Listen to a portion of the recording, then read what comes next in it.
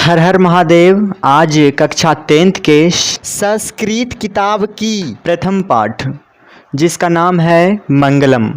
मंगलम का हिंदी होता है कल्याणकारी, जो कल्याणकारी का दूसरा नाम होता है मंगलमय।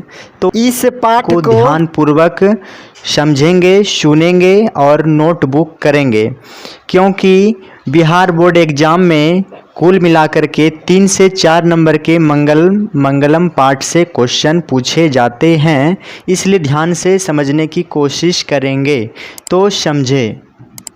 तो हमारा संस्कृत का प्रथम पाठ का नाम जो है वो है मंगलम, और मंगलम का जो हिंदी होता है वो होता है कल्याणकारी, और कल्याणकारी का दूसरा नाम जो है क्या बोलेंगे, मंगलमय। मंगलम से निकला है मंगलमय। तो इस पाठ को एकदम ध्यान से समझेंगे। इस पाठ को समझने से पहले, मंगलम पाठ को समझने से पहले मंगलम पाठ का कथात्मक पाठ को समझेंगे, जो कि उपनिषद से स्टार्ट हुआ है और अंत हुआ है शांति तक, इतना सा से इतना सा। तो यहाँ से यहाँ तक जो है इसी को कहते हैं कथात्मक पाठ। तो ये कथात्मक पाठ में जो है हम सीखेंगे बिहार बोर्ड में पूछे जाने वाले क्वेश्चन। इसमें कम से कम 2 महत्वपूर्ण क्वेश्चन पूछे जाएंगे, जो कि इस प्रकार है। सबसे पहला है उपनिषदः। तो यहाँ पे पहला बात उपनिषद है, तो समझेंगे उपनिषद क्या होता है। चलो इसको बहुत ध्यान से समझेंगे, और नोटबुक करना है तो कर लीजिएगा, नहीं तो ध्यान से समझे। उपनिषद, उप प्लस निषद,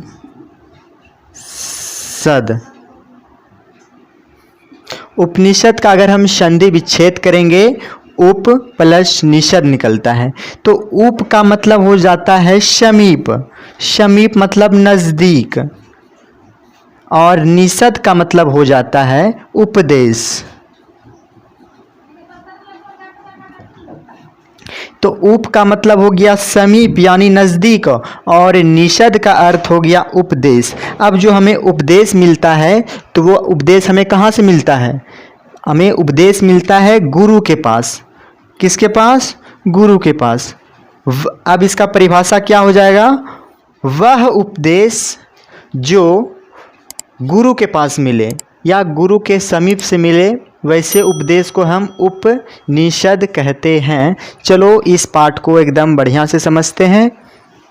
तो है उपनिषदः वैदिक वाङ्मयस्य अंतिमे भागे दर्शन शास्त्र सिद्धांतान प्रकटयन्ति। इसका मतलब ये हुआ, मंगलम पाठ के अंतर्गत जो ये उपनिषद है, ये उपनिषद वैदिक वाङ्मय के अंतिम भाग में, किसके अंतिम भाग में?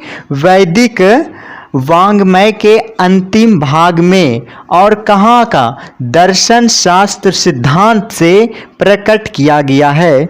तो ये क्वेश्चन हमारा तैयार हो गया कि मंगलम पाठ के अंदर जो है, मंगलम पाठ के अंदर जितना भी उपनिषद है वो किस सिद्धांत से प्रकट किया गया है। तो यहाँ पे हमें स्पष्ट है, दिखाई दे रहा है, कहाँ है? दर्शन शास्त्र सिद्धांत। चलो ये 1 नंबर का वस्तुनिष्ठ प्रश्न लिखने का कोशिश करेंगे।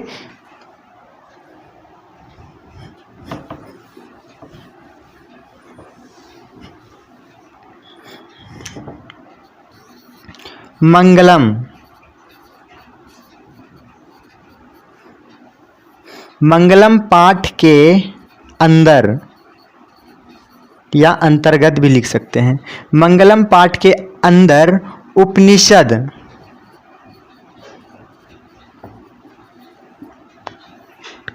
कहाँ से प्रकट किया गया है?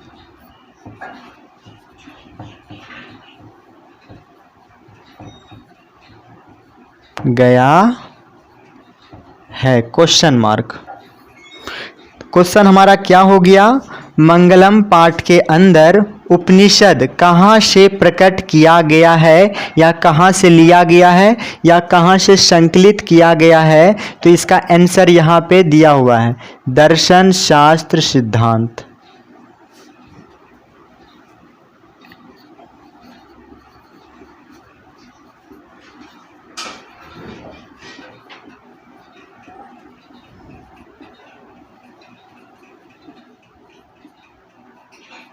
इसी क्वेश्चन को इस तरह से भी पूछ सकता है कि मंगलम पाठ के अंदर उपनिषद जो है किस सिद्धांत से लिया गया है, तो वो हमारा आंसर हो जाएगा दर्शन शास्त्र सिद्धांत, जो कि हम यहाँ पे लिख चुके हैं, दर्शन शास्त्र सिद्धांत। उसके बाद आगे पढ़ते हैं। उसके बाद दूसरा क्वेश्चन, सर्वत्र परम पुरुषस्य परमात्मनः महिमा गीयते। इसका मतलब ये हुआ, सर्वत्र का मतलब होता है सभी जगह या चारों ओर, परम पुरुषस्य मतलब परम पुरुष के द्वारा या परम पुरुष के, सभी जगह परम पुरुष के द्वारा, परमात्मा मतलब प्रभु ईश्वर, सभी जगह परम पुरुष के द्वारा परमात्मा का महिमा गाया जाता है। यहाँ तक हमारा हिंदी निकल चुका है, आगे समझेंगे। तेन परमात्माना जगत व्याप्तनु शशीतम। इसका मतलब ये हो गया, परमात्मा के द्वारा जगत का संचालन होता है या परमात्मा के द्वारा जगत ही चलता है। तो हमारा यहाँ तक हिंदी निकल चुका है, आगे समझेंगे। स एव सर्वेषां परम लक्ष्यम अस्मिन् पाठे परमात्मपरा उपनिषदशां पद्यात्मका पंचमंत्रा संकलिता सन्ति। इसका मतलब ये हुआ, हमारे मंगलम पाठ के अंतर्गत जो उपनिषद है, ये उपनिषद कितना है, उपनिषद कितना है, उपनिषद हमारा है, इसके अंदर 4 उपनिषद है। और यहाँ पे क्या है, मंत्र संकलिता सन्ति। मंगलम पाठ के अंतर्गत जो उपनिषद है वो उपनिषद की संख्या 4 है, और उपनिषद के अंदर जो मंत्र है वो मंत्र की संख्या 5 है। यहाँ तक चलो, इसके आगे क्वेश्चन, इसको ऑब्जेक्टिव क्वेश्चन लिखो।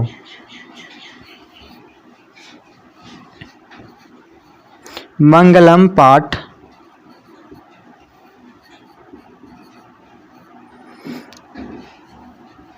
के अंदर मंत्रों की संख्या कितना है। मंत्र नहीं देकर के श्लोक भी दे सकता है। मंगलम पाठ के अंदर मंत्रों की संख्या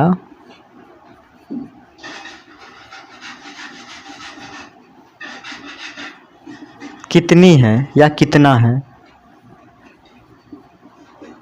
तो हमारा आंसर स्पष्ट है, पंच मंत्रा मतलब 5 मंत्र। आंसर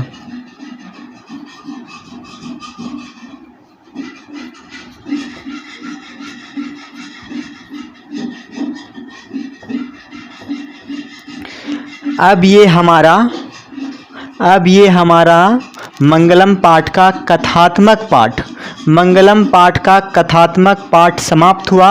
अब हम आगे चलते हैं, चारों उपनिषद के 5 मंत्र, 4 उपनिषद का 5 मंत्र। तो मंगलम पाठ में 4 उपनिषद है, चारों उपनिषदों का 5 मंत्र है, जो इसके बाद अध्ययन करेंगे। चलिए आइए हम देखते हैं पहला उपनिषद। पहला उपनिषद का नाम है ईशावास्य। उपनिषद की कुल संख्या 4 बताए थे, 4 में से एक उपनिषद का नाम है ईशावास्य।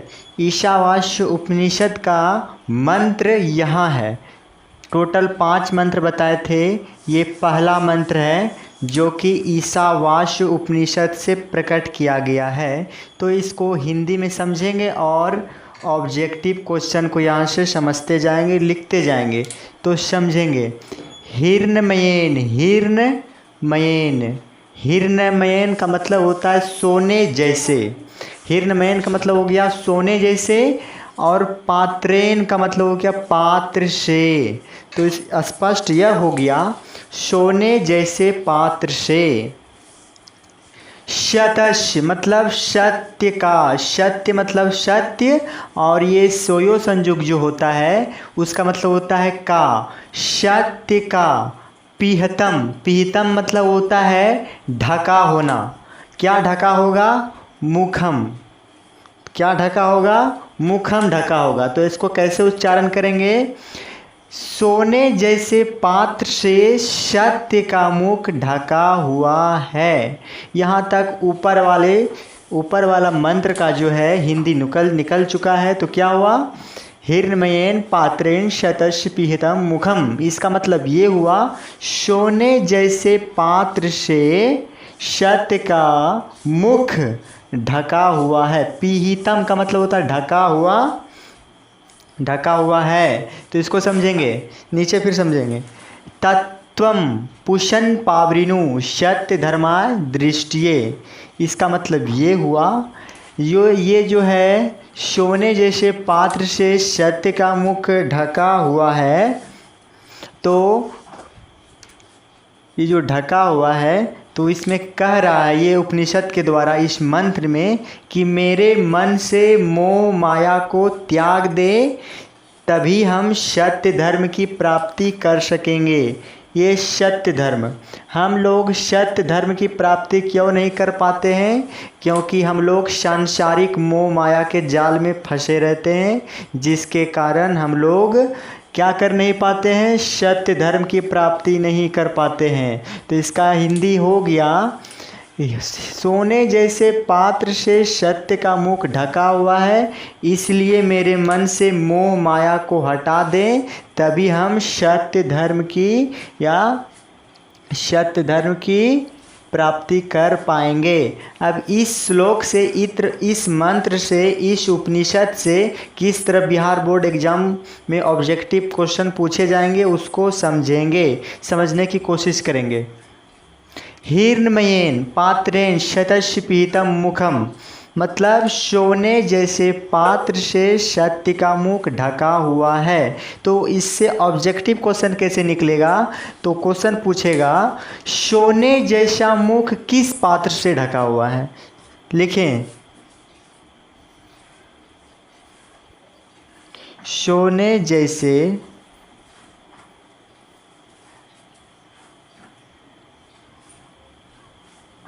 सोने जैसे पात्र से, पात्रेण का मतलब होता है पात्र से, सोने जैसे पात्र से किसका मुख ढका हुआ है? किसका मुख ढका हुआ है? तो इसका आंसर हो जाएगा सोने जैसे पात्र से शतस्य पिहितम मुखम। इसका मतलब हुआ सोने जैसे पात्र से सत्य का मुख ढका हुआ। तो इसका आंसर क्या हो जाएगा? सत्य का मुख, सत्य का मुख।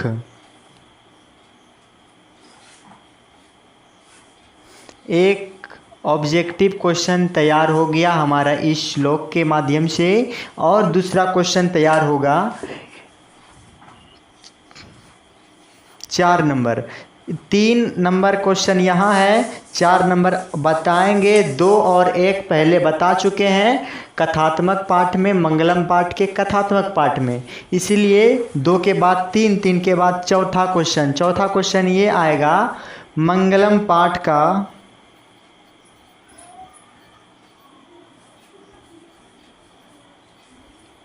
मंगलम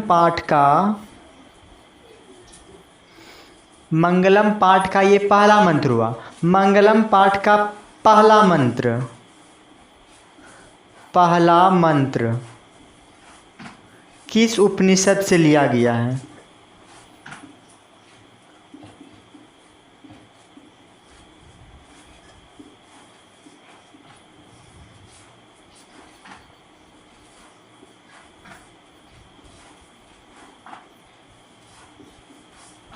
गया है। तो इसका आंसर क्या हो जाएगा? मंगलम का पाठ का जो पहला मंत्र है, उपनिषद का नाम है ईशावास्य। ईशावास्य,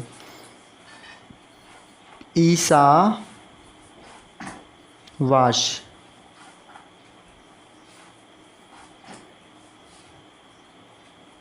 15 संख्या है। ये हमारा 2 क्वेश्चन इस श्लोक के माध्यम से निकल गया है मंगलम पाठ के पहला मंत्र से, जो कि ईशावास्य उपनिषद से दिया गया है। अब दूसरा मंत्र को सीखने का प्रयास करेंगे।